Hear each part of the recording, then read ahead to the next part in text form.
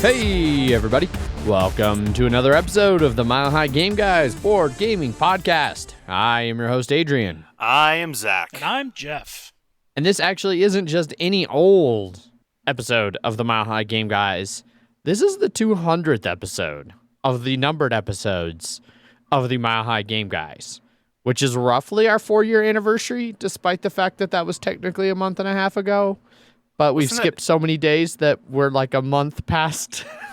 Yeah, wasn't our anniversary originally in June? Yes, June. Something like that, yes. So that's two months. and a half months. Yeah. And then did we start recording in like late May and release them in June? Or... Yes, because we tried to have like 10 episodes in the bank before we started releasing episodes. Oh, yeah, I remember those days because I had heady dreams of getting 10 episodes out in 10 days and hitting iTunes trending charts. Yep, that sounds like you, Adrian. Yeah, sounds about right. But I mean, what it did is it means that we started out with our ethos of quality or quantity over quality. Oh no, so. Quality has never been in the forefront of our minds. Exactly. Especially if you go back and listen to those first 10 episodes, quality was that was a distant. You know, I'll even go far as to say, don't listen to them. Just take our word for it. Take our word for it. Yeah. Mega hard pass on listening to the old episodes that were recorded in a kitchen using an Algene bottle as a mic stand. And a chalice. Yeah, schooner. Or a shoop, depending on what part of the country you're from. Yeah, that so long ago. I forget about those heady days of starting a new podcast. Back before I knew that there were already like 100 different board game podcasts, and now there's like a fucking 1,000. There's so many people doing board game content now. It's just like, cool. Great. No way to not get lost in that swarm. No. But yeah, so but we're episode still going. 200. I mean, how many have come and gone in that 4 years? An amount of them. A solid amount of them. And we're still our full original cast after 4 years. That doesn't happen. You know, usually there's always some kind of a breakup and one of the people get like replaced. Yeah. So now we wanted to announce on the 200th episode. This is the grand finale of Sorry, the Mile Adrian, High Game Guys, and we're done. It's over for you. He's going full-time D&D. Yep. He's considering it. What a nice thought that is. No, I don't get to just like randomly bullshit during D&D as much. I love the D&D, but I miss the banter and the like just saying dumb inane shit. Seems to me like you're doing D&D wrong then. Well, clearly I just need to play like a bard or something. There you go. Need to play some bullshit character that can just be a dick. Yep. Well, what you need to do is play a character that has an insatiable lust for pulling switches and pushing buttons. And then just hope for the best. Yep. And then anytime you go into a room, everyone's first thing is like, all right, my first action before we do anything is to try and grab Zach. Do not let him near anything. Yep. But I always rolled. Yep. I always rolled too well. It kept dodging you guys. That'll happen. Was this that are you talking about that weird fucking RPG played with like David and Flame Princess? No, I was talking the one that we played for a little while, Adrian, where you were the paladin with the checkered past. I know that really doesn't narrow it down for you, but is that 9 of the last 10 characters? Yeah, right. Considering I've only played like one game of D&D with you. Yeah. Like it was like 3 or 4 sessions. Yes. Yeah. Then it was that one. Yeah. Yeah, because that was the one, like, every time everybody came over, I had to completely rearrange my living room to fit everybody. Mm-hmm. Yeah, and then there's a couple that just kind of sat away from the table on the couch and had enough PDA to make it awkward. Sounds like any good D&D game. Right? Oh, fun times. Well, it's good that we don't have. It's good that we can just banter like this because we don't have a lot to talk about. I know, right? So we need to actually probably move on, especially because it's been 2 weeks. We took a week off because I was out of town. I went to Michigan, and I will talk more about the trip itself in the bantery banters. And most of the board game section. Depending on time. But yes, I got to play board games with like the physical board games with more than just Megan.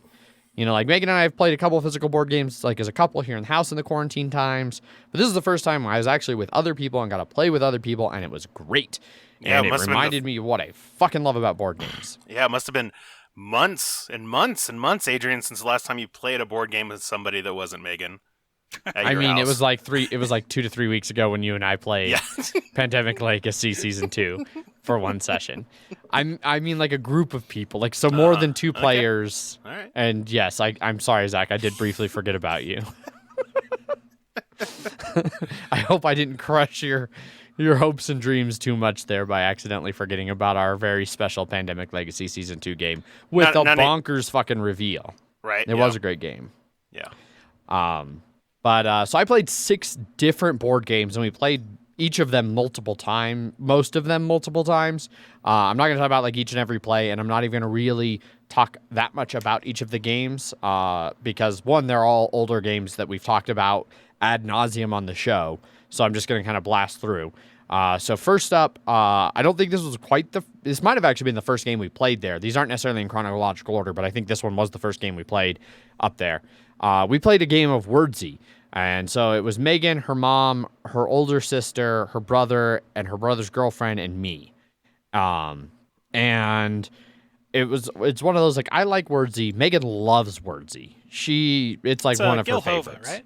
Yes. Okay. Yep. Gilhova word game. You basically have 8 consonants that are out on the board, and you make words, a word, using as many of them as you can, and you score points depending on like which column they're in. There's 4 columns, and then some of them that are harder consonants to use have bonuses attached to them, and then you total up your scores, and like whoever finishes a word first, they flip a like 30-second, 60-second sand timer, and everyone has until that's done to get a word. And then there's like some bonus points for if you beat the person who flipped the timer versus if the person who flipped the timer beats like 3 or more people. Different people get bonuses. You play like 8 rounds of it. You drop your 2 lowest scores, and then whoever has the highest points is the winner. Pretty simple word game. Really fun. Easy to explain. It's got a couple things like you don't flip that timer until somebody has a word. And then there's other rules about like you can't flip the timer 2 turns in a row. So like one person can't just keep crushing flipping the timer. And some things like that help kind of make it a word game that you can usually decently well play with someone who's really good at word games if you're only okay at word games and you won't get like raffle stomped. That being said, if you play with Megan, just expect to get raffle stomped. I got second and she beat me by 20 points. And like everybody else, like I felt really bad for her brother's girlfriend because it was like her first time meeting the whole family and she got last by a substantial margin. And I feel like it was just one of those like, oh, great, my boyfriend and his entire family are far better at word games than me, and that makes me feel dumb. Because I've been in situations like that, and that's how I felt. So, but we've had no problem making you feel dumb, so. No. In fact, like a lot of people go out of their way for that. Yeah. It's just, part and parcel of being at all a friend of mine is to make me feel dumb. So we only played like the 1 round of Wordsy, and then everybody was like, good job, Megan. If we want to play again, we'll just say you won and save us a little bit of time. Perfect. So the next game that I'll talk about that we played, so her brother-in-law was super fucking excited because he got some new expansions for Monikers. And he wanted to play Monikers. So we did a game of Monikers. I think it was about that same mix of people. It was like 6 people. I had never played Monikers as Monikers. I have played it at like somebody's, I don't know, Halloween party or New Year's party or Christmas Eve party, some kind of holiday party where you just wrote things on a scrap of paper. Everybody wrote like 2 or 3 things and you throw them in a bowl and then you draw them out. And so like both the card game and the party game, parlor version of it kind of go the same. The first round, you take the things that you've chosen. In Monikers, you get like 10 cards and you choose 3 of them to go in the center pile. But so the first round of it, you're doing like charades. And then the second round, you're doing charades, but you can only say 1 word. And then the third round is like whatever, the one where you act shit out instead of saying shit. Unless that's charades, in which case I'm backwards. So the first round, you can just say a lot of things until they guess what the scrap of paper or the card is. And then all those same cards go back in the center. And then the second round, you can only say one word and then try to get your team to guess it. And then the third time, you have to act it out. You can't speak at all. Didn't we play something like that at Andrew's Christmas party? We did. It was a game called Monikers. Okay. So Yes. yes, we played this one. Yeah. Okay. Yeah. So I don't know, like, what all cards we played with. I don't know if they were the expansion he was really excited about or if it was just some of the regular Monikers deck. There was shit in there that I don't understand how you could have ever... Like, I mean, I get it because, like, the deck keeps passing around. So, like, if nobody guesses something that you saw, and then it comes around and, like, somebody's doing something really random and you try to remember the title or the word or whatever. But there was something like some Australian, like, I don't know, kangaroo... kids television show card. There was some asshole put both cards into our deck of tall people at concerts and short people at concerts, which was just a pain in the ass, like, to figure out which was which. It ended up there was like 4 different cards though that all had to do with like music or concerts, and so in that final round where you're just acting things out, people just kept doing air guitar and like. People just rattle off all 4 of those until they got one, and then they do 3, and then 2, and then 1, and made it really easy to guess those. That sounds familiar. But, yeah. So, it was a lot of fun. I actually really enjoyed it. I had enjoyed it before when I played it with just, like, the scraps of paper at a party. I liked Monikers a little bit more because the cards were a little bit more... They had more interesting random shit. And I liked that these cards had, like, a little blurb where it's like, if you can't think of anything to say during that first round, just read what's on the card. And it's like a humorous like explanation or description or whatever that's like leading towards whatever that answer is. I liked that. The team that I was on dominated, and Megan was not on it. They put Megan and I on opposite teams because they thought it'd be unfair for us who always play games together to play a game where you're guessing what each other are thinking together. So I beat Megan at Monikers. Only played one game of that. Later on in the week, Megan and I did a 2-player game of Terraforming Mars. We woke up kind of early before everybody else, and like everybody was tired. It was like middle of the week. We'd been drinking and playing games and barbecuing, so like most everyone was sleeping in. Jester never once let us sleep past 6 the entire vacation, so that was kind of frustrating. But so we were up early, so she had a cup of tea, I had a cup of coffee, and we were like, well, everybody's still asleep. What do you want to do? Let's play Terraforming Mars. So we played just a 2-player game of Terraforming Mars. It was... I felt the whole game like she was stomping me. And then right at the end, I caught up to her and tied her on Terraform rating. And I thought I had a good enough pile of points in my hand. And like I had some other things that have been like I got the space fleet like on turn 1 or 2. And so I'd been putting it was like a 16. I think it went to 16 generations. So for 15, like I had just a huge pile of points on that like spaceships card where just each turn you spend a titanium to put a thing on that card and it's worth 1 per at the end of the game. So I had a ton on that.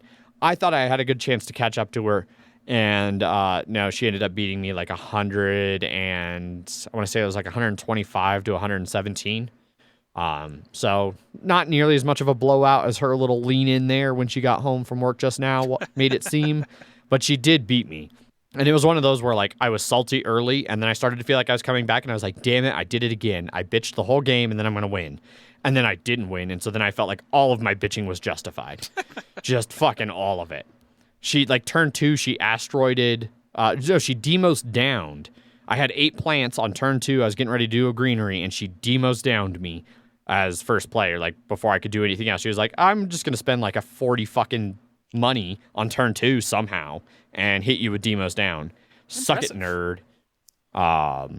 Yeah. So she ended up getting like a fuck ton of cards that all worked together. She had like 2 of the cards where like whenever you play a micro plant or animal, you can put a thing on it like right when you play it. And then she had another card that was like, as an action, you can put one on any one of these cards or something. Because she had a pile. She got pets out there, so she had pets and she had ants and she had all this shit just piling things up, which did really, really well for her. So it was a good game. We played on one of the alternate maps. I don't remember which one offhand. We played with Prelude because, of course, We left out politics and colonies, and then I don't own Venus. So fairly basic game of Terraforming Mars, but it was really good, and I enjoyed it. Another party-ish kind of game we played was Wavelength. Introduced everybody to Wavelength. They seemed to like it. It was Wavelength. Some people struggled with understanding the core concept of like how to put things on a weird scale. But then like we had the classic Wavelength thing of like having interesting discussions after the guess was done about like, you know, well, what is exactly halfway between, you know, on a scale of sandwich to not a sandwich? Like what is exactly in the middle of that? Hot dog. You know? Oh, God. See, I feel like hot dog is more on the sandwich side. Some would say it's not a sandwich at all. So probably a pretty good middle guess. Yeah. You got to know who you're talking to, really. In know some your of these audience. things. Yeah. Yep. The worst thing about our Wavelength games, we played like 2 or 3 of them, and each time, just because of the way of like who was there at the time, it ended up being like 2-on-3. Which, depending on which 2 it was, like when it was just Megan and I as the 2, we crushed because of course we did. We really know each other. When it was like my brother and or me and her brother, the girl, it was because we did guys versus girls, and the 3 girls just fucking wrecked us. Like they got 10 points and we had like 2, I think. We'd only guessed the right side of their guesses once. It was ugly. And then the two other games that we played that were both really big hits with her entire family, and then I was really happy that we brought because they ended up getting played the most, the 2 of them. First up was Compounded. I hadn't played Compounded in years. I saw a good deal on it at Black and Red a while back, so I bought it for Megan because I knew she'd talked about how much she liked it. So we took it, we relearned it, and we played it. And man, Compounded is just like a really fun game. Like I really like the like building chemical compounds. I like the way it has kind of the pandemic style, like every so often shit explodes. Lab fires like mixed into the deck. I like the little bit of trading you can do, you know, with other players for different elements and like trying to work together, especially if you use the bigger compounds that like take 2 scientists to complete. You know, just a whole bunch of fun. The last game of it went really bad for me though. I took a risk to try and build something that had like 1 fire token on it, so it would blow up at the first explosion. And I got everything on it but 1, and then it blew up, and they all scattered. And it was at a turn where like I was first player. The turn like it blew up at the end of my turn where I was first player. So then first player passed, so I was now last player.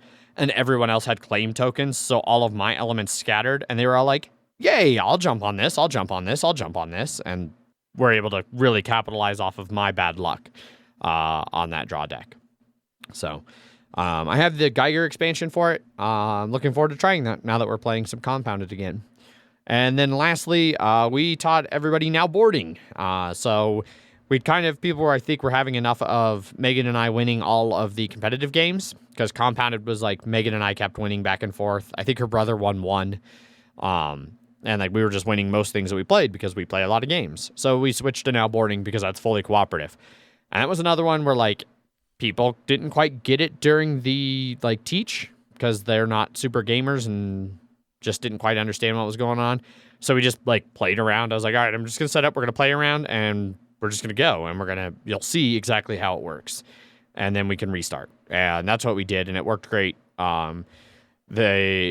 Everybody loved it. They loved the chaos of like 6 people, 5 people, I think 5 is the max you can play. Like 5 people all reaching into the map, trying to move planes, and like, somebody yelling from across the table, no, you're supposed to stay in Atlanta. Wait for me in Atlanta. And just, it's a lot of fun. We lost 1, we won 1, and then we won our last one that we played. We only got 3 games of it in, but it was a big hit. Everybody loved it. I really like now boarding. It's still a really fun, light, fast, cooperative game. I really like that real-time element for it. You definitely feel the different like player levels. Some are easier, some are harder. Like 4 is actually pretty easy. 5 can be a little bit much. 3 on the other side of the board, also not ideal. But yeah, so those are the 6 games that I played, and we probably played between the 6 of them, I don't know, 10 or 12 games. It was really nice getting to actually play board games again in between drinking and barbecuing and swimming and all of that stuff. So yeah, that's what I've been playing. Jeff, what about you? I have been playing quite a bit. 2 sessions of Kingdom Death, which we'll get to in Kingdom Death. 2 games of Blood Bowl, which we'll get to in the Bloody Minute. Board game wise, I'm gonna start low.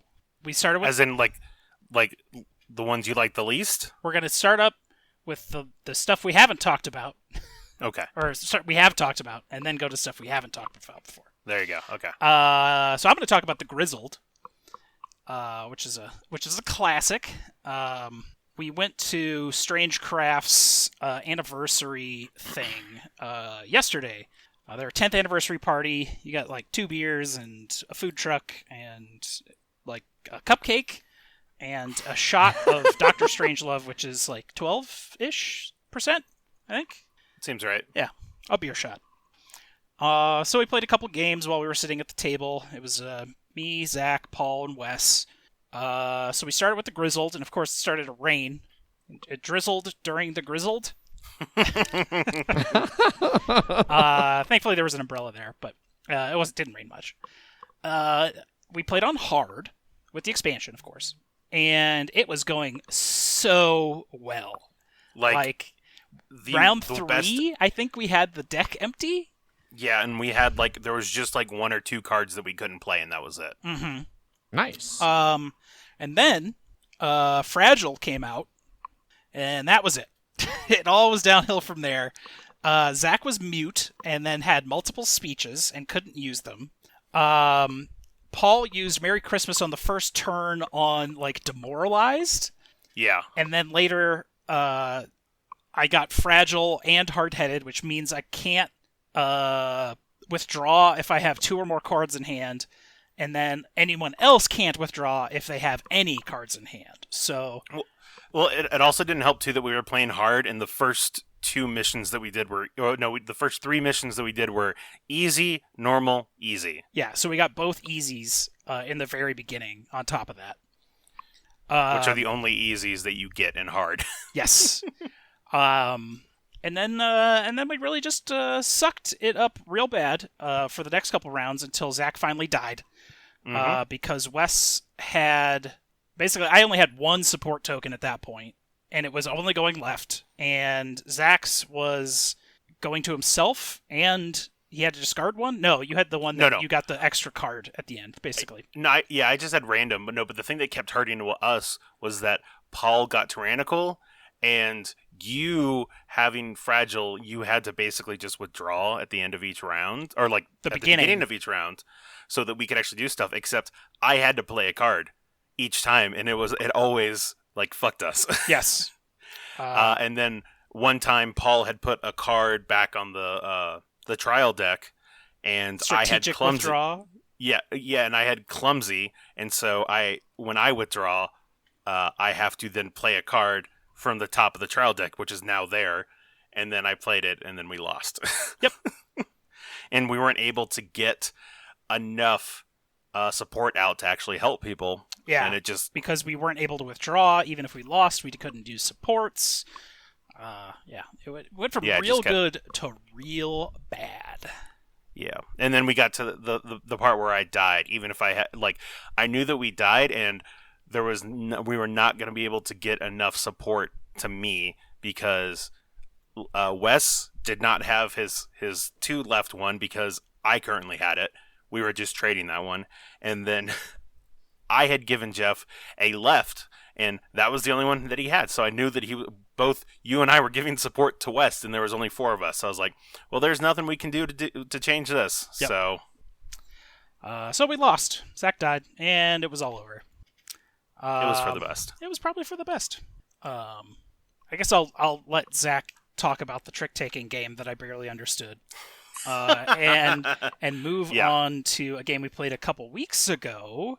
Right after we did some Kingdom Death, we played a board game called Pendulum, which is the new Stonemaier game that we got in for a review copy. So, Pendulum is a real-time resource management worker placement game. A lot of people have been real hit or miss on it, which is probably a good way to describe Pendulum. Yes. So we learned it out of the rulebook, and it's so much easier to explain after you read the Yeah. book. You have, or at least after you've played it once, but you have 3 sections: green, purple, and black. You have a big worker and a little worker. The big worker can go anywhere.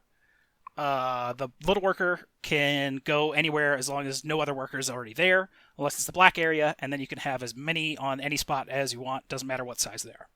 But each section has sand timers of different lengths. It's like 45 seconds, 60 seconds, and It's 3 2 minutes? minutes and 3 minutes. 2 minutes and 3 minutes 2 minutes. for the green. Yeah. The green is 2 minutes? Okay. Yep. And then the black is 45 seconds, which is probably right. Okay. But you can only place workers on spots that don't have timers, but you can only use actions on places that do have timers. So you're prepping and then Because each section has 2 identical rows. Yes. And so you're placing one where the sand timer isn't, and then when the sand timer moves to that one, then you can do that action, and then when the sand timer moves again, you can then take that piece off and go somewhere else. So your workers aren't like timed or anything like that. It's just the different areas are timed, and you're trying to play around with that. Yes. I thought it was fairly enjoyable. There's like cards that you have in your hand that get you like a random resource or a resource of your choice, and you're trying to get a certain amount of resources to get like an achievement that gives you a bunch of bonus victory points. There's 3 victory point trackers, and then like a first to get an achievement tracker. It's like red, blue, yellow. But the end game scoring is kind of weird, but we'll get there. Yeah, we will. Each track, you just want to get it all the way up, but there's a section that's parchment, and the goal is to get all of your trackers in that area, and then whoever has them in that area will count for final scoring, unless you don't, and then it's a different scoring. But you have 3 colored resources. It's like military, culture, and currency, right? Yeah. And then you're spending And those... popularity. Yeah. Yeah, yeah. Well, that's what I thought was culture. I think culture is the name of the victory point track. Popularity is the name of the resource. Oh, no, it's the opposite way. Sorry. Okay. Culture is the resource. Popularity is the actual track. Sorry. Yes, Yeah. but none of them have anything to do with how they actually generate. If you have more Yes. culture, you're not getting more popularity or anything like It's that. all just names. Yes, They're it's all just names, but they're the same color. So you're using that military, like there's an action space. You spend 4 military, and you get a like land card that can go under one of your 4 areas. Because also on the board you have production. So there's like brown, red, blue, purple, blue, and gold production. But depending on what that land is, like gold production doesn't just make you money. If you have the right gold symbol behind it, it can kind of do anything. It can get you votes, it can get you culture, it can get you victory points. It just depends on which way you turn it underneath. So each one of your 4 productions can have 2 additional like bonus productions underneath, and those stay for the whole game until you have more than 2 of them, and then you'll discard at the very end of the round down to 2. So you can't have like an overheated production or something like that, overclocked production. You also have votes. Votes are what get you like first player, second player, as well as the achievement thing. We didn't really realize what votes were until the first round ended, and then everyone was like, "Oh yeah, votes. We need those." And so, like at the end of the first round, I think I was in first or second when I had like a couple votes. But then the next round, like someone had like 10 votes, and the next person had like 9, and then like 7. Yeah. And then every other round, somebody had a ton of them. Yes. At the end of each round, which is 9 minutes, the purple timer flips 3 times, and then when it has flipped the final, it'll go 1 to start, 2. Is it 6 minutes then? No, it's 9 minutes. I mean, it's you flip it, and then it goes to the next one, and then it goes back, and then it's a little confusing, but because it starts because it moves once, twice, and then when it moves the 3rd time, that's it. That's it. But nothing else can be flipped. But you can still do stuff. So it's like 6 to 9 minutes, specifically. But And then after that, you have like a council phase, which, depending on your pendulum order, aka player order, you get to choose these little bonus cards, like upgrading a worker into another big worker, or getting a free land, or getting like free victory point. Then there's like 30 of those, and you take a certain amount out of the game, and then you just go back into the regular game after that. I noticed that there's one spot that gets you votes that is needed for the achievement. You don't know what the achievement is until the council phase, but you get a turn of playing workers after the council phase where you can see the achievement, and so you can put workers where they need to be. So someone is immediately getting the achievement almost every round after the first, which gets you your victory point for being the first to have an achievement, which always uses votes, and you get votes from the green area, and I think there's a spot in the purple area, but you always need at least 3 votes for an achievement. So there was always someone being able to just, boom, I got the achievement first every round. Yep. Thankfully, if you have had the first achievement before, you can't take the token, so you don't really get a bonus for doing it first if you've already done it first before. Or you can't deny somebody. Yes. You get the first achievement and you get the achievement awards, right? No, you choose. You choose. That's right. Yep. That's what and then for the achievement you get like a bunch of like free resources and stuff like that. And I'm sure you're thinking, Adrian, well, what if there's a giant pool of resources and you're reaching into that, and what happens with the resources? Everyone has their own pool of resources. You have like 10 of each resource and like 20 votes. Okay. And so it's all your personal stash next to you. But if you run out, you're stuck because there's not a giant pool that you can grab from. So you have to be smart on piece limited stuff where you can only have 10 of each. But it's a lot of just like converting this into that. It's a cube converter. Yeah. That's really just what it is. Like every time you're doing anything in the blue or purple, the purple or green, it's 2 money to do it. Like the ones in the black area are usually production, but it's usually weaker. Like I've used a worker to get 1 cube of whatever I want, or you can get military, you can get votes, or you can get your gold production. So the gold production is free. Well, yeah, and then it's also because, the black one is 45 seconds, where each of the other timers are 2 to 3, so it's moving a lot quicker. Yeah. So you can that's why sometimes you're like, because you're waiting for those other sand timers, you can sometimes just throw it on just to get that 1 cube. If you're like, well, this black sand timer is going to finish before either of these other ones do, even after it just got placed on it. So there's a lot of time when you're just sort of killing time, literally. So yeah, and you're usually trying to. I was using that time was planning out my next disastrous moves. There wasn't a lot of blocking, and you can always have your own. You can have more than one of your own worker on the same space. Yeah. There was one count of blocking that I saw specifically from Paul because Thursby didn't understand what I did when I moved something there, so I picked it up to show him, and then Paul was like, well, I'm going to put my dude here there, and I was trying to say, I was showing him, Thursby, what I did, and Paul's like, I don't care. I was like, God damn it. Because you can move your workers as much as you want until a timer hits. There's no real rule against that. But you have a bunch of stratagem cards that let you, one time until you pay 7 culture to pick them back up, be able to move a worker that is on a timer. So that has done its action, and then you can take it out of there and be able to use it before, other people. Or before the timer moves again.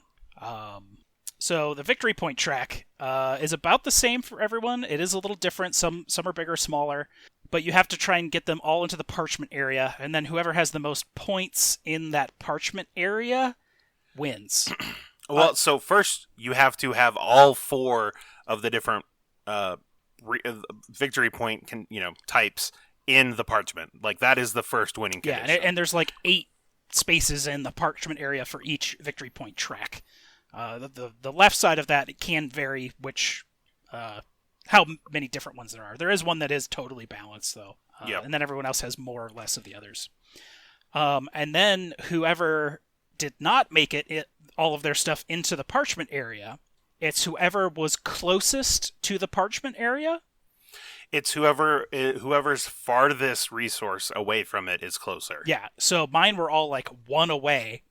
Even though other people had more of them in the parchment area, I had only my achievement in there.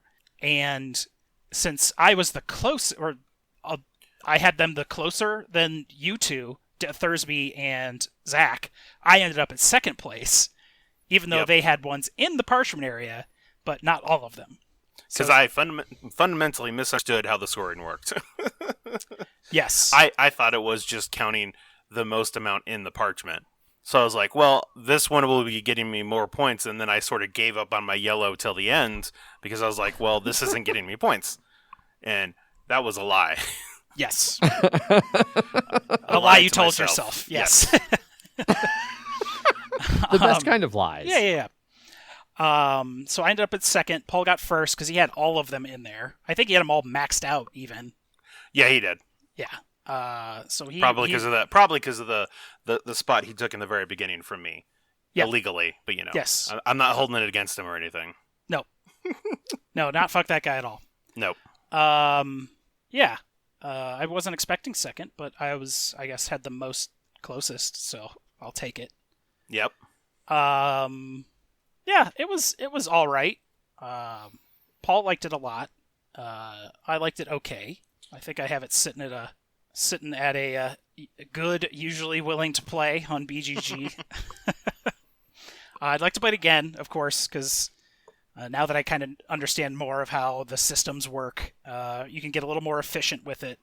And then they do have a bunch of advanced rules in there for if you have sort of kind of done so well at the game with your group that you want a little more. Like, you can't have more than one worker on the same space. And then there's advanced... Of your own worker. Of your own worker. Yeah.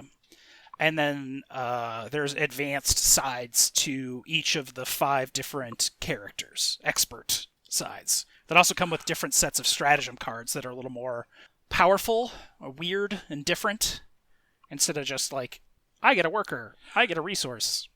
Well, like the beginner sides they were all fairly similar with a little bit of variation. These were like very specific on what they were trying to do.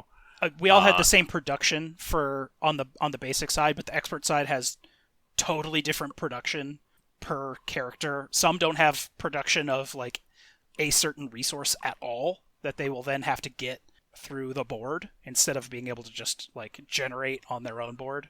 Or they have cards that help them because they don't generate it. So, yes. But yeah, overall I thought it was pretty decent. It looks pretty good board-wise. There's a big giant empty space where the military or the lands area is supposed to be. And then Thursby just never understood the timer, like being like, let's say the core mechanic of the game of putting a worker, where a timer is versus where a timer isn't. Yeah. Yeah, it was, and I feel it would go much faster next time as well. Agreed. Yeah. All right, my turn. Indeed, Zach. All right, it is now your turn. Speaking of games where people don't understand the fundamental concept of how to play, when we played the Grizzled before that, we had played a trick-taking game called I forget what it's called in German, but it's Stickum. So it's that trick-taking game that, and it's I feel it's very reminiscent of like Ponzi scheme in the sense of, like, you try and you teach someone the mechanics of the game, and they're like, well, what do I do? And you're like, I can't really tell you that. You just sort of have to, once you understand the game, then you'll get it. But until then, you're sort of on your own in a way. Because this one is about, this is a trick-taking game, but there are 5 different colors, and then each round you choose one of the cards in your hand to be what's called your misery suit. And then when you take tricks, for every card that isn't your misery suit, you get +1 point. but for every card that is in Misery Suit, you get negative points equal to the face value of that card. So that means if you take an 11 of black, and black is your Misery Suit, then you're going to get negative 11 points, right? So this is a game where you're slow. I think in order to win, it's after 10 after 10 hands, it's like the closest to 100. But so it's one where you're just and sort each of hand is 15 rounds. Exactly. Yeah. And you're inching forward, but it is very easy for you to misplay once, and then everyone just tanks your score. Oof. Yeah. And the interesting thing I like is that whenever you play a card, so say I play, we'll go with black again, a 5 of black, any other card that someone plays that is not a black card is trump. So even if you, Adrian, play the 11 of black, if Jeff plays the 1 of green, he will be taking that suit. But if Jeff's Misery Suit is black, he's not going to want to take those at all. So he's going to try and not take that trick. But say black isn't, and Jeff decides to take it, and he throws down like a 7 of green. But Jeff's Misery Suit is red. Paul could throw like a 6 or a 7 of red, and because it's not higher than Jeff's card, he will be taking that suit, and so he would end up be getting negative points through that. And you're just going around playing this, and then it's you're slowly getting more and more points, and then after 10 rounds, although I think we only went 5 rounds, maybe 4 or 5 rounds, maybe 3. It was 4. Okay. It was we ended up playing, and so Paul and I had played before. Jeff and Wes did not, and I want to say I won with 43 points. Paul had 34 points. Wes had. Did he end up with positive points at the end of the game? I don't think so. Okay. He might have been like -4 at the end, and then you were a gentleman's like -38, yes. I believe. Yeah, correct. Because he had one round where he was his Misery Suit was red, and he played the 11 red in an attempt to get it out of his hand, but all of us just played underneath it, and so he took 4 red cards, which were all negative points. Yeah, it was like 10, 9, and 6. So exactly. It was like a trillion negative points. Yeah, it's a game, or it's a thing where one wrong move can literally sink your game. But because of that, it really puts your mind in a different mindset than any other trick-taking game I've ever played. It's all about wanting to barely coast by and win some of them, and then absolutely just not take part in the majority of others. Like, you want to get a couple tricks, and you want to barely win them, and then that's it. Okay. Did that make sense? Yeah. Okay. Yeah, I feel like we've talked about this game before. Yes, we've talked about it once. But I figure, with Jeff playing it, figured it was good to bring up again. What did you think about it, Jeff?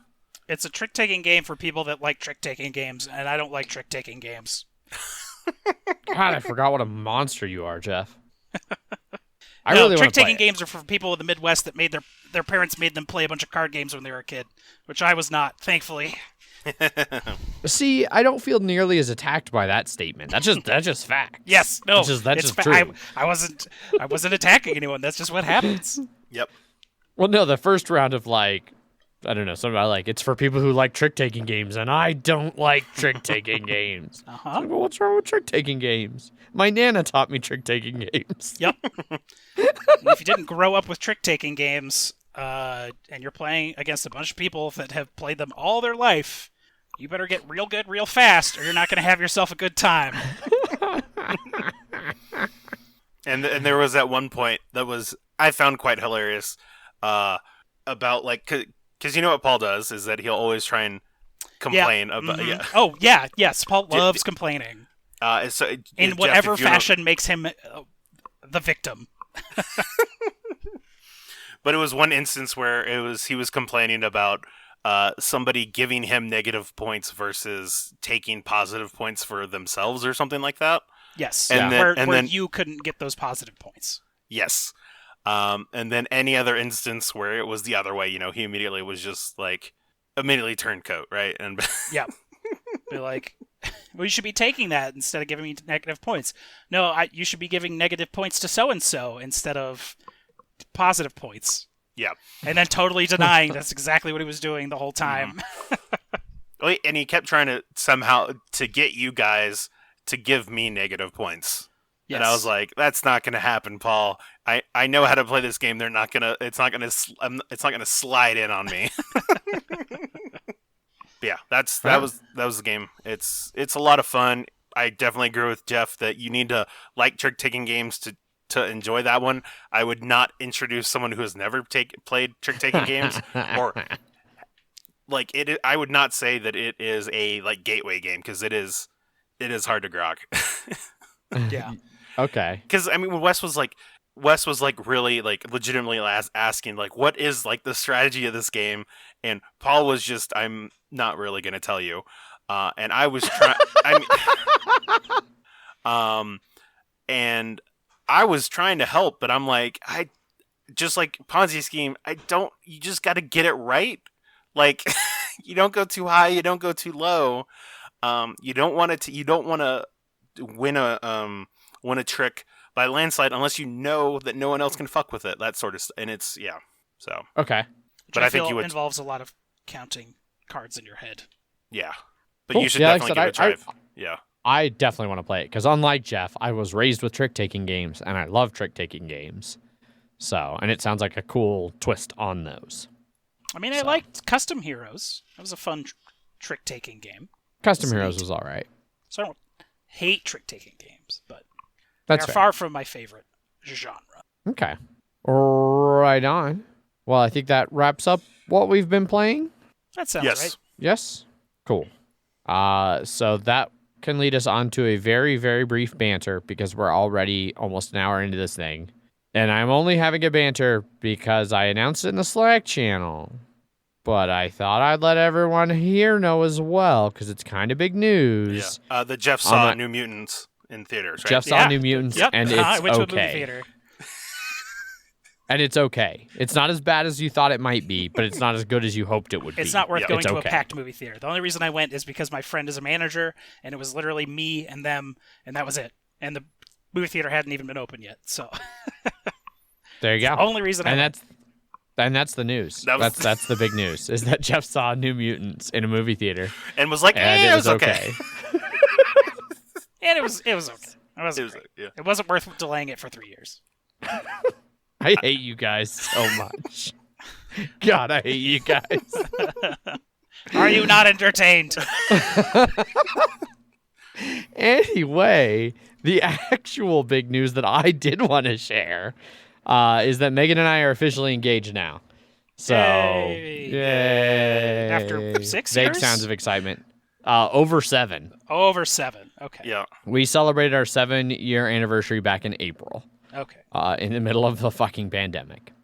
Like my birthday. Yeah.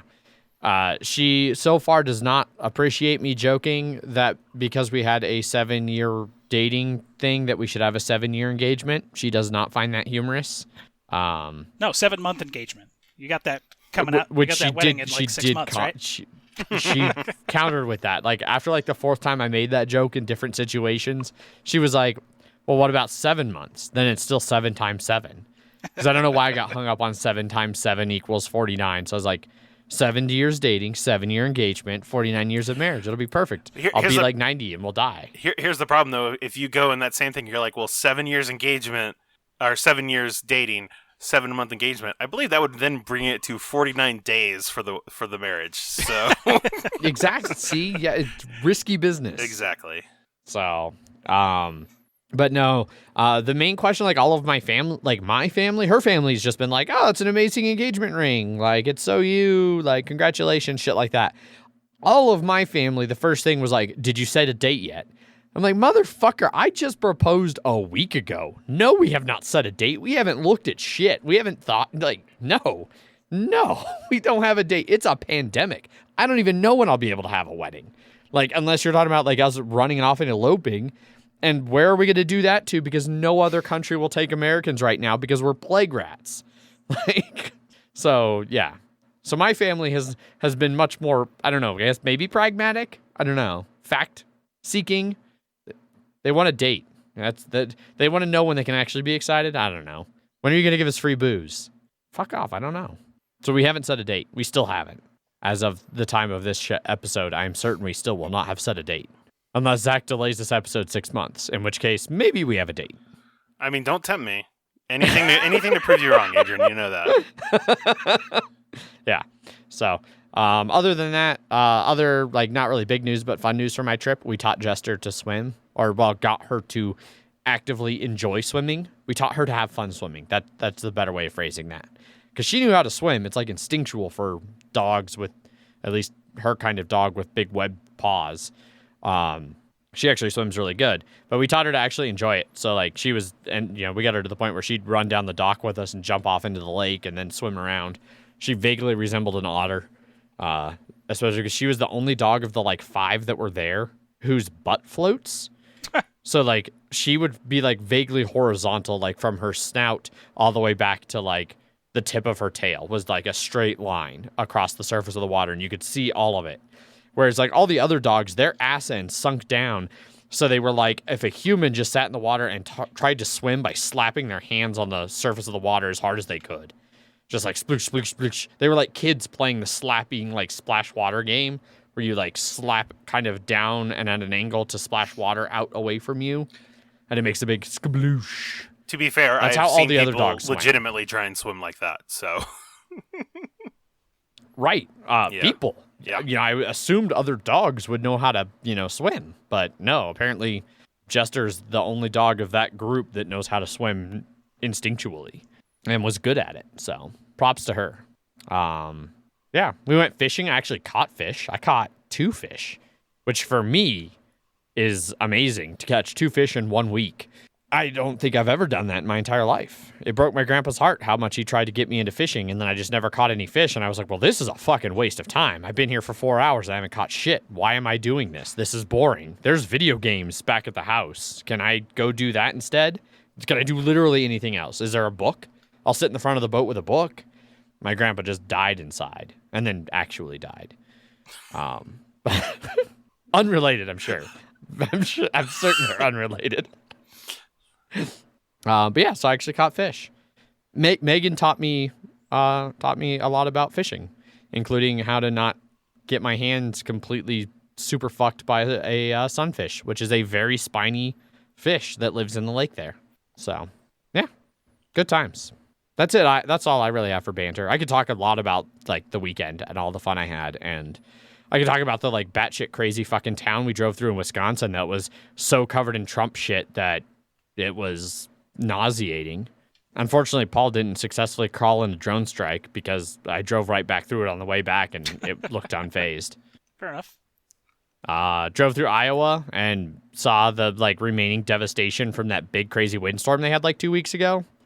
Like when we were driving out a week ago. Yeah. It was intense. It reminded me of like when I lived in Kansas as a kid and like seeing the aftermath of tornadoes where it was just like random destruction. It'd be like destroyed, destroyed, destroyed, completely untouched, destroyed, destroyed, untouched, untouched, destroyed, destroyed. And it's just like there's no rhyme or reason to this whatsoever. Entire fields of corn that were just flat, which is kind of crazy. Just all of the corn looks like somebody just gently pushed it over and it stayed. It's like lay down corn and it just all did.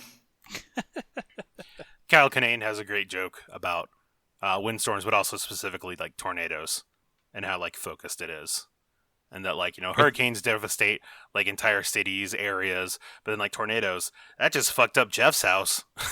Yeah. Yeah, tornadoes feel very personal. It's like, God, why did you hate me? You were fine with both of my neighbors. What did I do? Yep. That led you to fuck my house and my house alone on this entire block. So, yeah. I don't know. Do you guys have any banter stuff you want to cover? Zach, any banter? No, been I'm 2 good. weeks. I mean, work. I've been working, and then that's about it. The strange thing was fun. So, yeah. Jeff, you? Anything else you want to toss in there? I don't think so. Just, work, beer, more beer. Right on.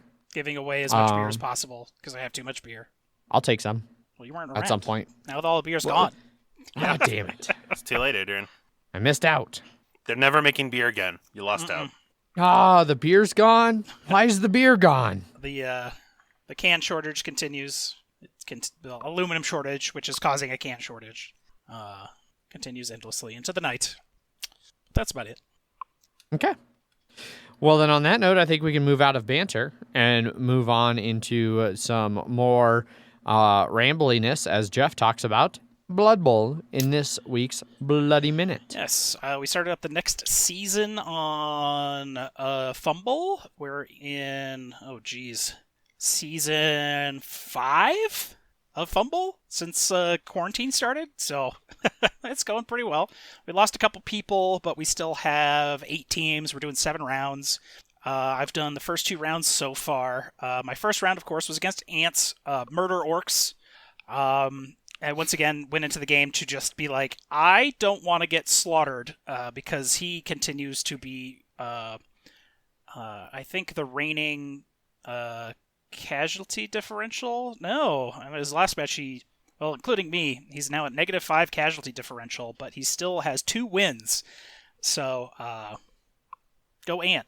But in my game, I ended up losing 0-2, but I also did 4 casualties, 2 minus moves and 2 miss next games for him, which he still, he ended up losing his second game, but won his third game, but, whatever. I think it was one of the most average games Ant and I have ever had. Usually he gets totally trashed by dice during any game that we play. This one was pretty by the books the whole way through. Then we go on to the game I just played today. It was against some dwarves. They have a ton of guard and all that fun stuff. I got a KO first round. Then he had a 1-die block turnover. I had a 1-die block turnover. He failed a go for it after a previous turn's go for it. He ended up going for it 31 times in this game. That is a 2+ to move 1 extra space, and you can do that twice per move. And he ended up failing 6 of those, but it didn't matter because he had 5 rerolls the whole game because he kept winning the reroll for fucking kickoffs. Every kickoff benefited him. It was brilliant coaching, gave him a free reroll. It was high kick, let him put one of his very slow dwarves underneath the ball to catch it. It was quick snap that let him move all of his players 1 space for free. And then it was brilliant coaching again that gave him, once again, a free reroll. That's pretty great. Yeah. For him. Yes, Sucks for you. Yeah. I was smashing the crap out of him. I got a ton of KOs. I think I got 4 KOs. I got 4 casualties, and then I got a 5th casualty off of a foul, which doesn't count it in the official numbers, but it was still a removal. His dwarves had a Doom Roller, which is a secret weapon / tank that the dwarves can take. It's move 4, strength 7, agility 1, but it has no hands, so it can't carry the ball or anything like that. Armor 10, and then break tackle, dirty player, juggernaut, mighty blow, stand firm, secret weapon, loner. So it can foul, it has mighty blow, it can dodge at least once with an edge 7 equivalent, so basically a super 1+ for 1 dodge. And then if it blitzes and you have stand firm, it just ignores it, or it can turn it both down into a push. It did get 1 block, and then it stood back. And then I blocked it, and then we went both down because it doesn't have block. And then it got back up, and then I hit it, and I actually casualtied it out. So I broke armor 10, which is just a casual 11 on 2d6. And then rolled a 10 for the casualty, and out the death roller went. So he was down to 10 guys off of 14 by the second half of the second half.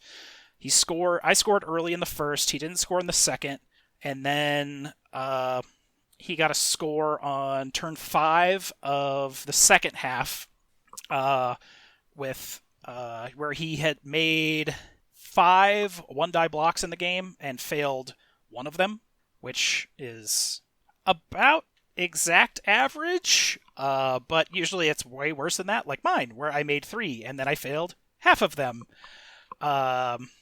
Also, his block dice percentages were insane. for only 64 block dice. Also, I rolled 152 block dice over 60 blocks, which is a fuckload. I bashed the absolute shit out of him and didn't get a whole lot out of it, but he had 27% dodge POW and 19% POWs. So almost half of his dice were POWs or POWs unless you had dodge, which worked for me once, I think, because dwarves almost all have tackle, so it negates dodge anyways. Yeah. He ended up dodging a dwarf for a 1-die block, got double both down, which I didn't have block and neither did he, so we both went down. I dropped the ball, and then I was 2 spaces away from the end zone, and I have movement 7 on my thrower, so all I needed, of course, with Tomb Kings, they are Edge 2, which means they pick up a ball on a 4+, but he has a reroll built in, sure hands, so I have a 4+ reroll, 75% chance, 1 reroll 2, game over. I lose, or I tie instead of winning, which super sucked to lose it all the way at the end there. But my only regret is I probably should have just bashed the shit out of him more before I tried doing that, because I had 2 or 3 die blocks on all my blocks, and I could have made 4, 5, 6, 7 of those, I think. So I could have done a little more damage before the end of the game, but it was still a tie. My fan factor went up. My next game is against Nurgle, which is going to be rough, because he has... Generally, he has 4 strength 4s. He has a lot of block. He has 2 claw, which turns my armor 9 into armor 7. Thankfully, only one of his claws has mighty blow. So we'll see. Yeah, my team's skill rolls have been absolutely fucking ridiculous. I rolled my 3rd block Tomb Guardian, which means I've rolled a double on one of their skills, and they've gotten 2 skills. So of the 2 skills they've gotten, 1 has been doubles. So I have 3 block Tomb Guardians. I rolled a double for my Blitzer. I just rolled another double for him on his 3rd skill this game, which I still have to figure out what I'm going to give him. I rolled a double on my Thrower, so he has dodge. And then I have a plus move thrower. So I have a guy with 2 doubles and 4 with doubles and 1 with a stat up. So my skill rolls not too shabby. Big fan of 3 block Tomb Guardians. Because of course they need doubles because they are big guys to get block. And that was very useful against dwarves. Let me tell you what, a team that has almost all block came in very handy. So I look forward to using that against teams that don't have all block, which won't be next game. Okay. Nurgle's the stunty team, right? No, Nurgle that, like, is... sucks at first? No, they're not stunty. They do get better as time goes on at higher SPP. But okay. He's got, like, block on all of his warriors or guard or some other nightmare of block and or claw. They're chaos. They're like a different chaos team. And you need a 2+ to be able to hit them, which is always fun. Oh. Yeah.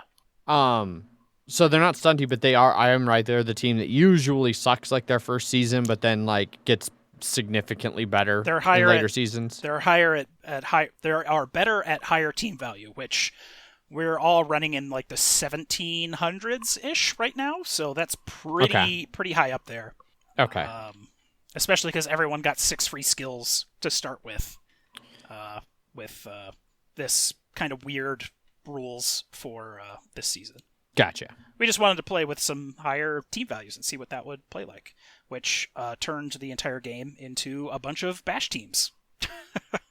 Well, there you go. Which is probably what the next Blood Bowl rule set is going to also lean towards. How do you feel about that?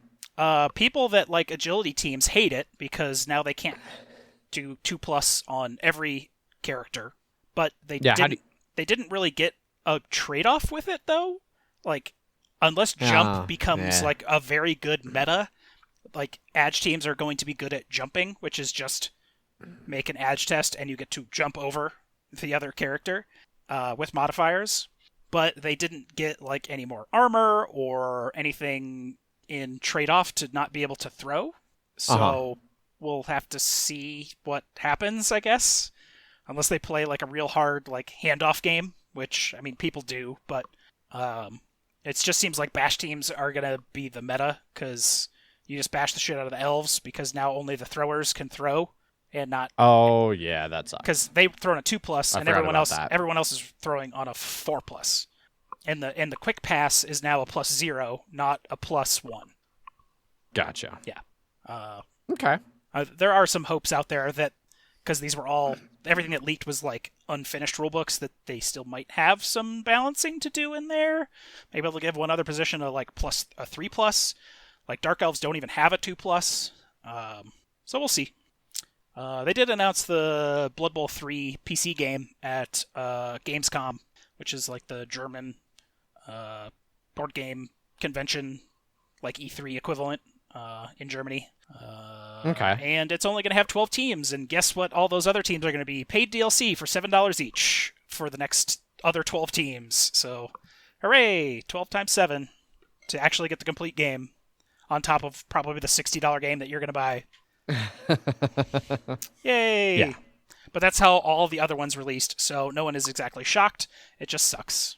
So, you know, I'll buy it in like a year and a half when all the, teams are actually in there, and it's actually worth buying. So, and it's on sale or something. Mm-hmm. Which they have been in the past, but until then, fumble. Okay. Did we lose Jeff, or did he just cut off? I'm here. Oh, Until then, fumble. Okay. Right on. Well, that wraps up the Bloody Minute and moves us over to a double whammy, double week version of the Kingdom Death Hour. Which you guys played last weekend, and then you played again today. But it's like day two of half. recording. It's like two half. Even though we played for the same amount of time, the as 6 we normally hours. Would. Yeah, 6 hours each time. Yeah, it was only about 2 halves worth. So yes, it's not going to be like 40 minutes. We only had like 3 lantern years and 2 lantern years, respectively. Okay. So. We're going to start with our old one, where we were playing without Eric, who was our 5th that we've been playing with our like house rules that we found online for 5 players to be able to play it with. So we're playing our People of the Bone campaign. That's the one where we can only wear bone items, use bone weapons, and then gear like monster grease that gives you evasion and stuff like that. But then we also can do the skull ritual that gives us +1 to every stat for each skull and endeavor we spend. So we have a bunch of super uber characters. The bone cannons, if you were. Yes, the bone cannons, if you would. Let's see. Where did we start? We did Stranger in the Dark. I think we got a population or something off that. We started with the Sunstalker, and then we were like, let's fight a dragon level 1. So we did. So we can't really have much armor, and the dragon just does damage to you, to random hit locations as he heats AoE, up. Yeah, AoE, like a huge AoE, and it just does random damage, hit locations, and the amount of damage he does increases depending on how much of his minus tokens he has as his chest sphincter opens up. Yep. And then he melts down, which releases a huge nuclear blast that destroys everything in front of him. I don't think we lost anyone that year, but we got pretty close. Yeah, I think it ended up being okay, but it didn't. It didn't, like, I remember the last time we had fought before that one, it really fucked us up.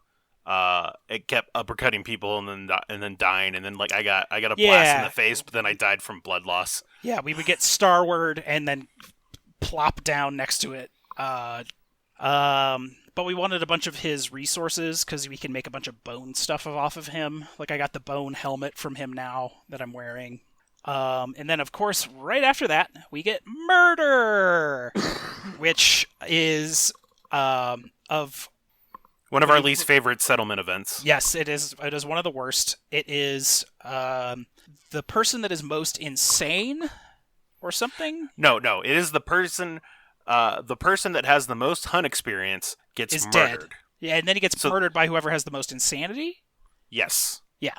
Damn. But I think we ran into a hunt event where 2 people ended up with marrow hunger. Mm-hmm. I want to say. So I think they had to choose who was going to be the murderer, or we rolled off to who got to murder Zach.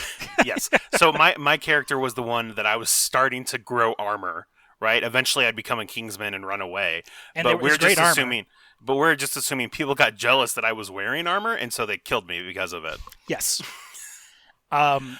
But we had a society principle of accept darkness. Basically, we're cannibals. We have accepted the darkness. We're going the real, like, chaotic alignment for that particular campaign. And so on murder, if you have accept the darkness, you can actually roll on a better table for what happens to the murderer. Because murder can happen, like, 5 years down the line because you never caught the murderer with the basic table. This one, everyone can be like, fuck yeah, you murdered the shit out of that guy. And becomes the undisputed boss of the settlement. Yes. And then they get to then we get to choose 3 disorders and 3 fighting arts out of the entire list to just give that guy. So you make him an absolute monster. I think we ended up with giving him a bunch of perfect hit stuff. So if he ever rolls 10s to hit, he gets a survival, and, well, he's probably right here. I can probably just look for him. Unless he's dead. He might be dead. Might have died right after that. But it was pretty great, especially because we didn't have to add murder later, because we were like, nope, that's it. You murdered, and we were really, really happy about that. After that, we did the hand level. The hand level 2. 2, which sucks because he does a shit ton of damage. So basically, No, sorry, it was only level 1, and we had stopped. Oh, that's right. Because we didn't want to fight level 2. Yes, and that's why we played Pendulum. The hand level 1, his trap card really sucks. And we normally, drew it almost immediately. Normally, traps usually just fuck over the one person. And sometimes it might not even do much. Like the Screaming Antelope, if you're next to it, and then it runs away. And unless you're right in front of it, you're fine. Yeah, but the hand is there to sort of test your settlement, right? Because he basically comes along, sees how you're doing, and then usually will be like, you know what, like these 3 people, I'm going to kill them. And then we could be like, no, don't kill them. We'll fight you instead. Fight him. Yes. Yeah. And so what his trap card does is it attacks everyone. All five people in this case. Yep. He teleports. He like phases through you. He teleports through you to King's Step to damage your insanity, and then he attacks you, and then he does like 4 or 5 damage. So if he hits you more than once, you're going to take a severe injury, where we are, at least with our armor and stuff like that, because there's not really any just regular bone armor. And I got knocked down and attacked the first time the trap came out. Then someone attacked almost immediately after that in that very same round, and then the trap came out again, and then the Kingsman just fucking killed me. I didn't even do anything that round. The hand, but yes. Yes, the hand, and he just straight up murdered me.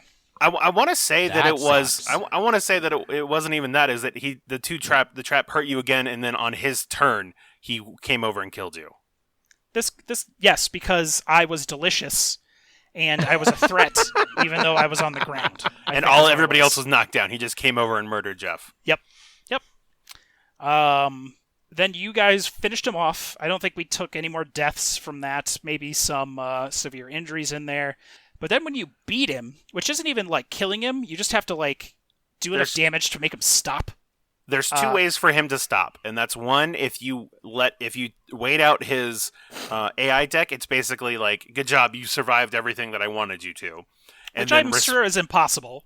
No, I think we did it once, but we were very armored, and we had like shield. I think it had like my shield guy to help with that. Yeah.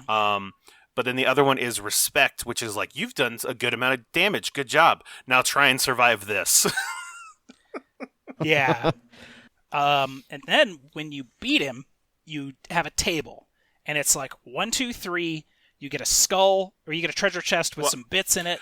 Well, before that, Jeff, Yes. the final thing in respect is that try and stop this. He attacks somebody. He chooses the person that hit him last. Oh, yes. And then the heat of his attack is like so forceful that anybody within like 2 spaces of him like gets like 3 damage because of just the how intense, hot it is. Just the hot, yeah. It boils the air or something. Yeah. So he attacked me because I was the one that hit him, and he did, I think, 10 damage to my face. Yes. And it was like roll a -5 on severe injury. And it was a random hit location, so it didn't have to be your face, but it didn't have to be my face, but it was. And so that means that you need to get like a 10 in order to survive. To just be like really intracranial hemorrhaged. Yes. Yeah. Except that there are these things called so there's herbs on the board that you can pick up that if you bring back to the settlement, you can turn them into dried acanthus. And those let you basically avoid a severe injury by getting rid of them. Yeah, just and ignore. So when I went to roll, I rolled like a 1 or no, I think I rolled a 3, and so it was like a -1 on my score. Right, really should have fucked over my head. Except in light cheating, we knew that I was just some light cheating. You can trade a couple things in this, and if you go next to somebody. Like I would have been able to grab it from Thursby, who had the dried acanthus, and we knew that I was going in there to attempt to get the last hit. So we're like, that's fine, it makes sense. But anyway, so my character survived, but at the end, Jeff, go ahead. So on his victory table, which all monsters have a table at the end that you can usually roll on, or it tells you what you get. His is a table that you roll on. 1, 2, 3, we get a skull and like a scrap or something like that. And it's like, fuck yeah, skull.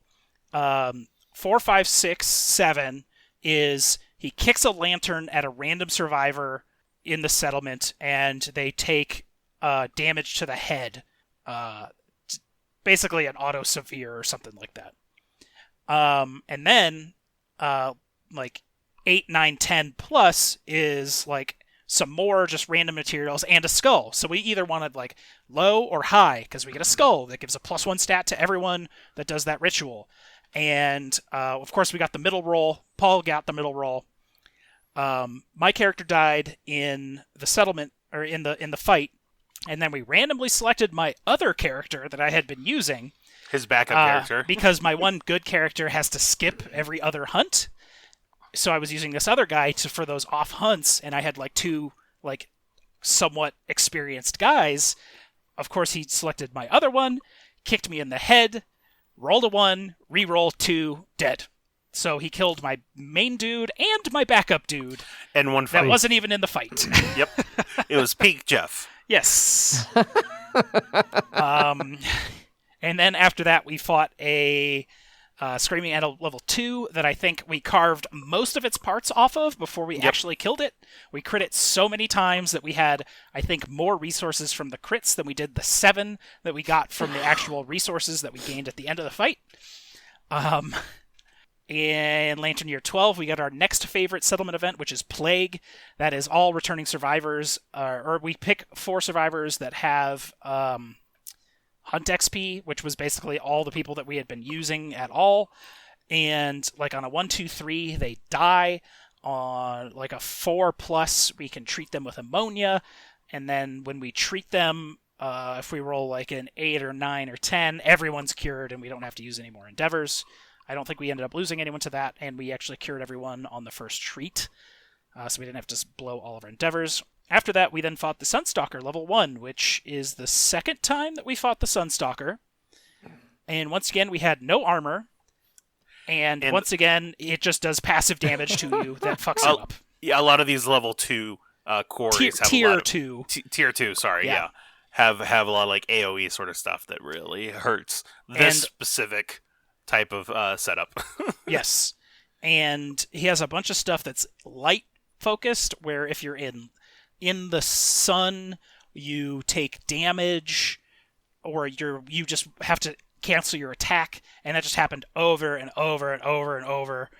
I think we ended up winning and no one dying, but it was probably longer than it should have been because everyone just perfectly kept getting that one card out of his deck, which there are like 4 copies of, that just canceled the rest of your attack or moved him one space away, that you were now out of range for your attacks and all that fun stuff. And then that's where we called it and played Pendulum. Yep. Well, there you go. Yeah. And then we have the campaign we did today, which we only did 2 lantern years for. If I'm remembering correctly, we still had all of... No, we did not have all the stuff. We just had to go straight to a hunt. Because we did all of the... Well, we forgot to do edge genometry, and we had to reread out what Birth of Color was to everyone, because Paul had forgotten even though he was right there. We had fought the Manhunter level 2 at the middle of that settlement phase, and we called it after that. So we got a couple little bits of gear for people, and then set out for Antelope level 2 just to get more resources and hides and stuff like that we can just turn into more armor for people. Yeah, if you remember the previous one, we just hacked and slashed it to death. And it's routinely we will use the Screaming Antelope of oh, we need resources for stuff. Let's just go kill this. It'll be super easy. Because he drops 6 and 7 instead of 4 and 4. Of basic and specific quarry resource. So he drops the most resources, hence us. We sort of farm him out sometimes. And a lot of his crits get resources. Yes, so. you cut off a little piece. This Screaming Antelope level 2, however, was not having any of that shit. No, it wasn't. It was probably the hardest Screaming Antelope fight we've had where someone didn't die. Yeah, so when we're playing with 5 people, we have tokens to basically it's additional health, so it doesn't increase the amount of attacks he does in terms of the AI cards, but it does increase his health. So we have to do 4 damage of those wounds before we can actually start attacking his AI cards and removing them. Okay. And so he pretty early on got his AI card called Chow Down, which heals him. And it sits on top of his deck forever until we do a wound to him and discard it. And he'll just keep drawing it over and over and over. And he would keep healing through his life points back up to full unless we were able to do 4 or 5 damage to him in one round, which was not happening for us. He kept knocking us down. Yes, kept knocking us down and running us over.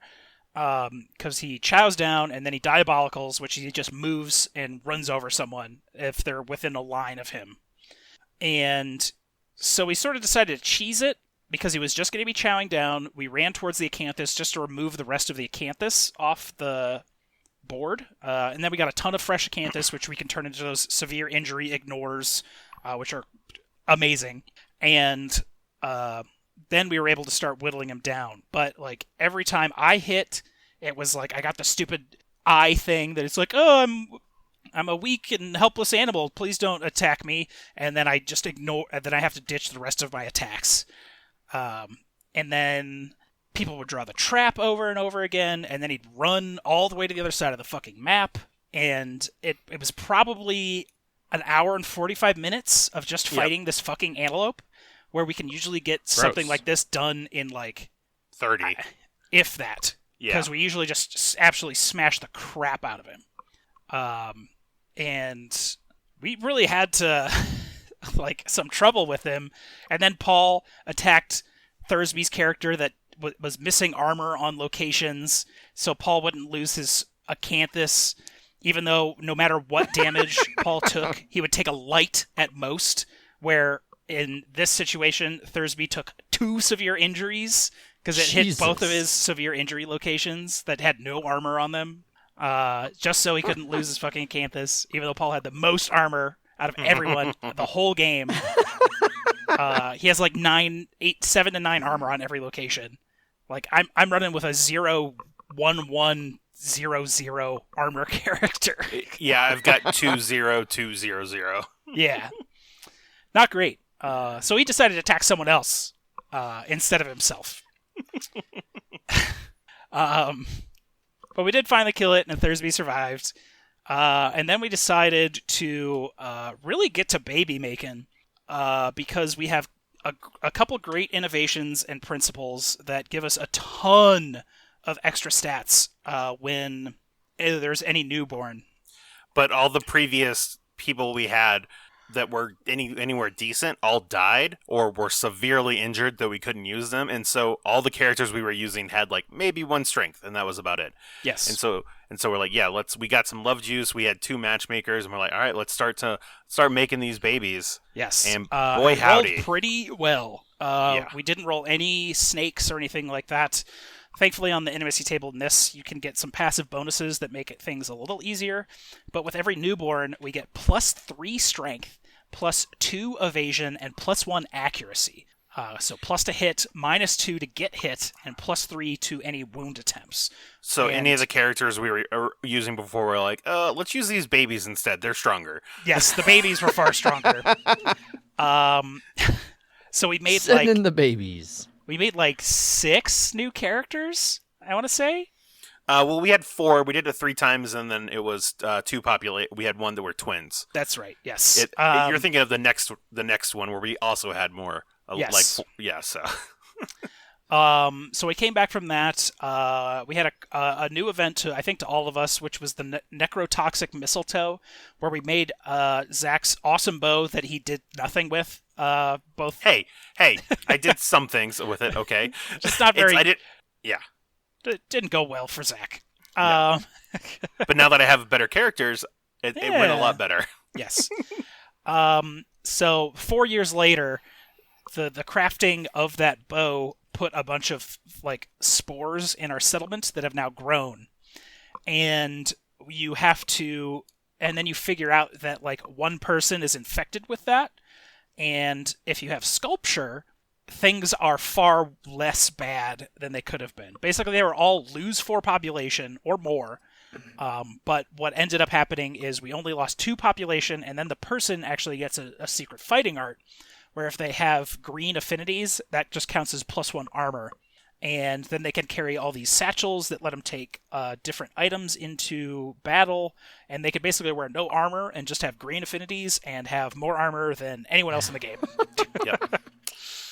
Unfortunately, this was on the character that had 1 strength, and that's it.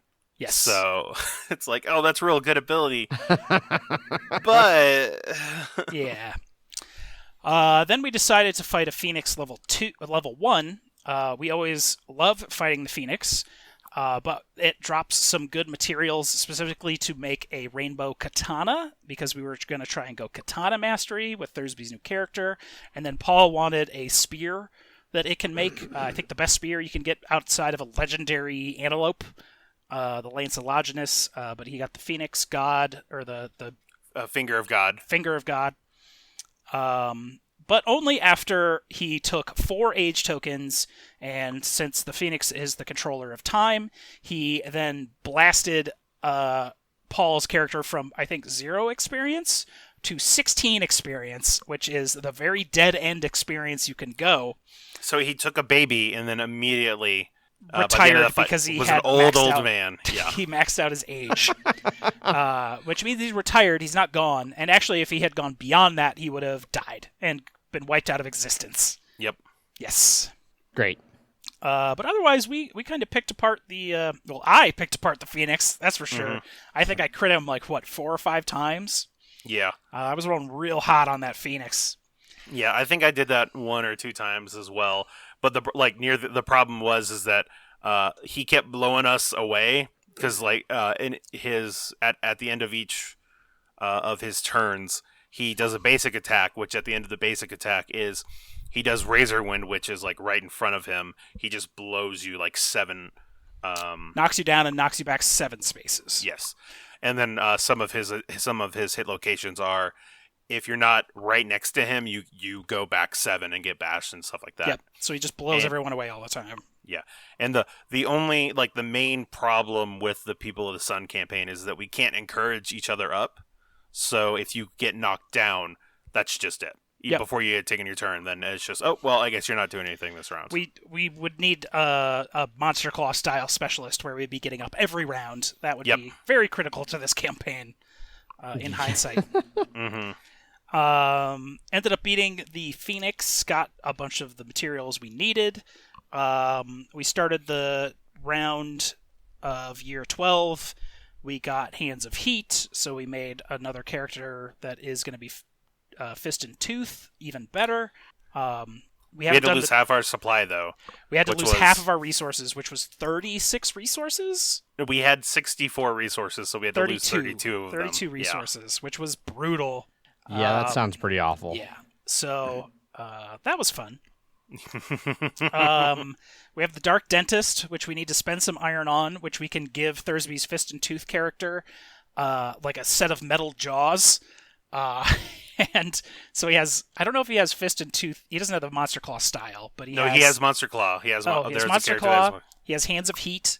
Or Acid. Does he have Acid Palms? No, he does not have Acid Palms. Okay, but he has the red style that gives everyone plus strength tokens. Yes. So we could start with 3 strength tokens on any fight with him, because we would get 2 from the Sauna Shrine and then 1 from his secret fighting art. So that's not bad. That's not bad at all. And then we had a sun dipping event, which turns people into sun eaters, which we then used intimacy that gave them a ton of extra bonuses, which launched our 2d10 into over 10, which let us use the kind of gross umbilical thing where you attach them to monsters and then you can learn stuff from the monsters in the newborns.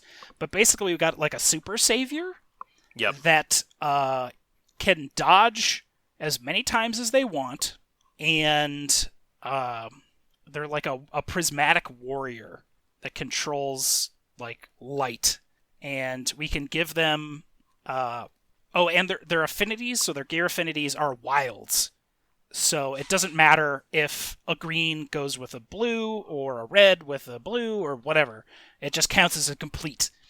And then they can dodge as many times as they want.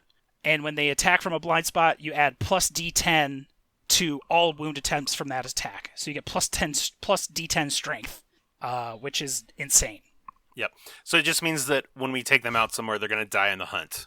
Yes, they're going to die in the hunt phase before they even get to the showdown. Yep. They're gonna write their name in a book and then just leave. Yep. He'll ride on over. But we're going to give them Thrill Seeker, so whenever they gain survival during the showdown phase, they'll get an additional survival. So then we give them a Rawhide set, where they 50-50, when they spend a survival, they can gain it back, and then they would gain 2 back. Yep. And so then they're just like a dodge machine. Basically, they want the priority token, so they're always getting attacked, they dodge everything, they spend the dodge, and then they're gaining everything back. So they're dodging 2 attacks. That's still a 50-50 to gain it back. You know, you've got a 75% chance on 2 dice to get that, unless you're trying to pick up the ball to win the game. They're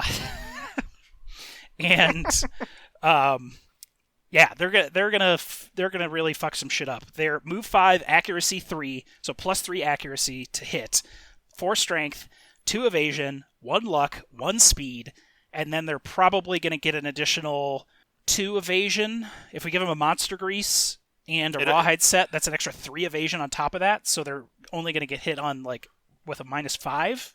Yeah. They're going to be pretty good. We'll see how it goes. Karen's days are numbered, is what we're saying. Her name is Karen, by the way. So with a K. Oh, okay. Yeah. And then when we go to next year, in 3 weeks, when we finally play again, we will finally get to see what the Lion God is, because we have never made it to year 13 with the expansions with a Lion God. So we'll get to see what that whole expansion is. Yeah. No, we usually get close, and then we have like 2 bad fights, and then Paul's like, "Fuck this campaign." Mm-hmm. No, I don't believe you. That doesn't sound like Paul. And Paul really wants to go sky fishing, but we'll see what happens. Yep. I think we should kill some more dragons to get a full dragon armor set. That sure would be nice. Ooh, there you go. Because it's not heavy, and so we can use that whole set. Yep. So yeah, that's Kingdom Death. Yeah. Right on. Not too many deaths, but some would say too many. And my guy with severe injuries is still rolling strong. He still has like dismembered leg and blind and deaf and but still bonkers. going. He's a breeding machine, really. Gross. Yep. No destroyed genitals. So. Wow, lucky him. Lucky him. All right, I think that that officially brings the Kingdom Death Hour to a close. And for episode 200, we're gonna skip news and Kickstarter. I was gonna say, yeah. Yeah, because it's already an hour and 40 minutes, and we still have at least one email, Correct. and all of that fun stuff. And so yeah, so we will bring news and Kickstarter back in year 5 of the Mile High Game Guys. Yes. With episode 201. So yeah, wait for that. Yeah, so skipping those brings us right over to listener feedback, starting with a episode 200 special, Jeff's first email in like fucking months. Yes. Very, very excited. This email comes from Boyd, titled Double Secret Congrats. Hey guys, congrats on the 200th numbered episode. I know you wish you could have done something bigger for the 200th, but COVID is determined to make 2020 completely unenjoyable for everyone. This is correct. Yes. I usually prefer to kick y'all in the nuts, but you do deserve the occasionally be thanked and appreciated. I listened to a couple other podcasts before y'all.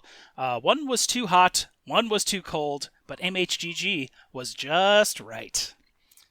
So we're the porridge of podcasts, Yeah. the perfect porridge. We're lukewarm, which means that, you know, we're just right for everyday common folk. Yes. Yep. We're just right for the moment, but give it a couple minutes and then it'll get cold and not good. So, Yeah. You got to enjoy us while we're enjoyable. but completely disposable. Correct. He continues.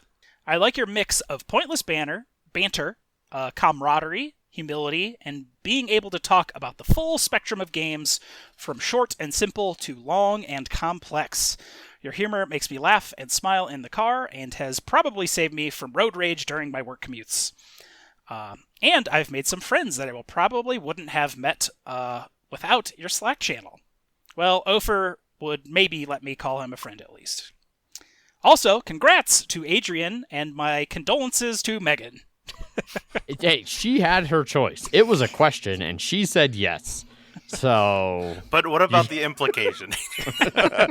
I mean, I did do it like late at night, Were you out on a at the boat? very end of the dock. It wasn't a boat. I tried to do it on a boat, but we kept getting rained off the lake. Could even be a boat. I can't wait to see the shower-themed wedding on Twitch in front of the curtains. None of that is happening. I Just- assure you, none of that is happening. Jester will make a very cute flower dog. That might happen. Please put a cutout of my head on Adrian's side of the curtains. Also not happening.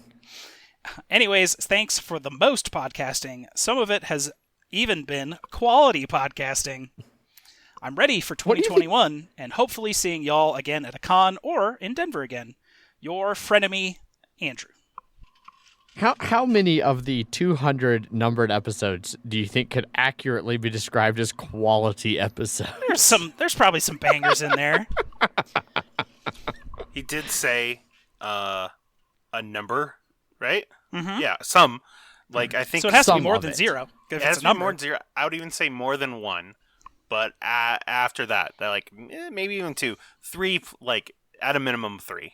I mean, if you throw 200 spaghetti noodles at a wall, you're going to get 4 or 5 to stick. Yeah. Yep. Especially when they're covered in shit.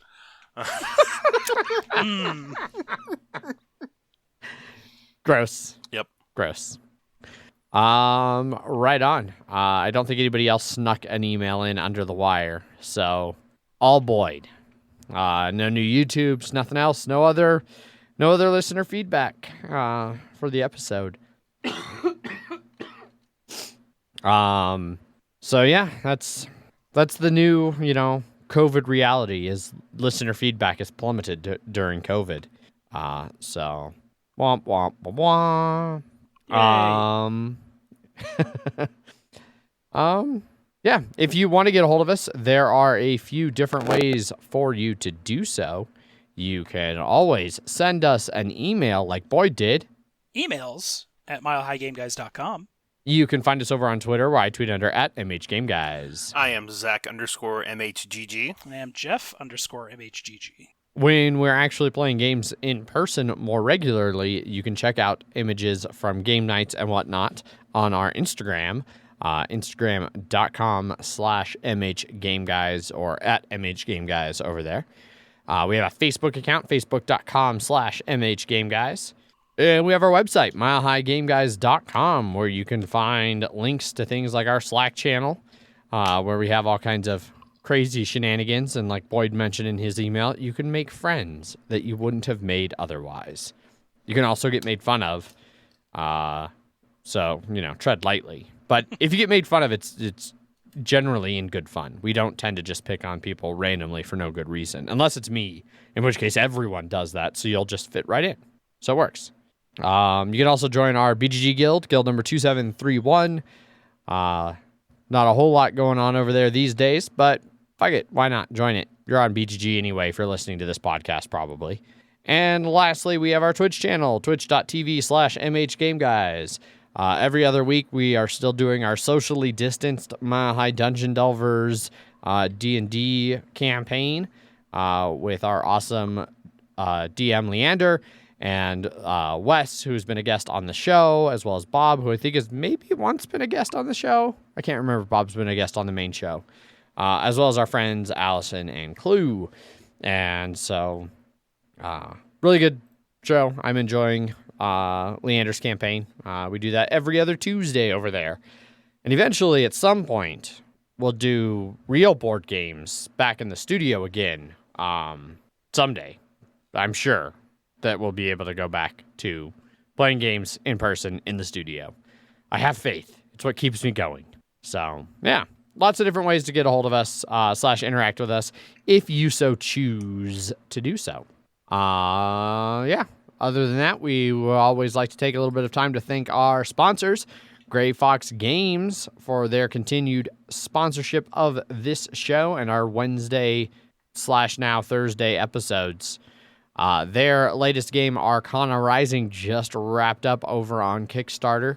Crushed their $10,000 goal, getting $102,000, over 3,000 backers, and unlocking all of the stretch goals. If their past Kickstarters are any indication, this will soon be available for pre-order / late pledges. But for now, you're just going to have to wait and go back a couple episodes and listen to our coverage of the Kickstarter to get you real hype for a card drafting, engine building game about moons and magic. Jeff, do you have a prepared statement? Oh, of course I do. Gray Fox Games, quality games, cleverly crafted. Also, I lost it. Life just isn't just about passing on your genes. We can leave much behind, more than just DNA. Through speech, music, literature, and movies, what we've seen, heard, felt, anger, joy, and sorrow, these are the things I will pass on. That's what I live for. We need to pass the torch and let our children read our messy and sad history by its light. Sure. That was not what I would expect from No, that is exactly what anything Metal Kojima does. Gear. And it's usually in the last hour. Oh. See, this is how you know, I've never actually, I don't think, finished a Kojima game. Yeah. I definitely remember at one point playing a Metal Gear, because I remember, trying to hide in a box and then just failing and getting, I don't know, captured or killed or something. Usually. It was a long time ago. Yeah. And I was just like, fuck that. This is not exciting to me. And I did something else. And that has been my general attitude towards almost all things Kojima since then. Except Death Stranding. Even that, I looked at it. I looked long and hard at it. But ultimately, I went, I don't think this is interesting to me. Probably for the best. I'm not sure I could look at Norman Reedus carrying packages for hours and hours and hours. Yeah. Anyway, that's our episode for this week. This will be out probably on Thursday because that is just going to be the new release date. If it starts drifting to Friday, give Zach shit about it. But starting next week, we're going to be recording on Mondays anyway, so we're going to move our recording date a day later, and we're just going to go ahead and move the release date a day later to mix things up for year 5. Why not? That's what we're changing. Yeah, It's That's moving what to we're changing. Mondays. That's the big change, is that we're now going to release It's on also Thursdays instead of because Wednesdays. you're off that day. I'm going to be on days, and then Zach is also on days, and so that works. Well, I'm not better. I'm not off. Oh, that's but right. I get off work at 2:30 instead of 6:30. Yes. Which gives me a lot more time to come home and actually be ready to go, and So we don't have to Not- start at 8 o'clock. exactly. We'll be able to start a little bit earlier, and that should be better for everyone. So, thanks everybody for sticking with us for 200 numbered episodes plus however many unnumbered episodes we did there Probably in the last hundreds. 4 years. Well 100? over 100, I'm sure. Yeah. Thanks as always to all of our patrons over on Patreon for supporting the show, our sponsors, fans, listeners, random people we meet at conventions, all of the other members of Punchboard Media, a lot of them have been some of the earliest people to acknowledge that our show existed and share us around, and so that's all been great. And despite this year being such a super fucking weird year that is just it's hard to do a board gaming podcast when you can't play board games in person. Yep. But we're fighting through it, and this will all be over at some point, and we'll be able to get back to doing the things that we love to do. Yep. So thanks for sticking with us, and I think that's about it. As always, I've been your host, Adrian. I am still Zach. And I'm the fighting Jeff. Bye. Bye. Bye.